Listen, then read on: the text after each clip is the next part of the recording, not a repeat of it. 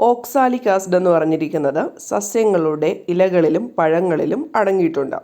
Spinach, cabbage, broccoli, avocado, തക്കാളിപ്പഴം എന്നിവയിലെല്ലാം oxalic acid അടങ്ങിയിരിക്കുന്നു. സ്പിനാച്ച്, ക്യാബേജ്, ബ്രൊക്കോളി, അവക്കാഡോ, തക്കാളിപ്പഴം ഇവയിലെല്ലാം ഓക്സാലിക് ആസിഡ്.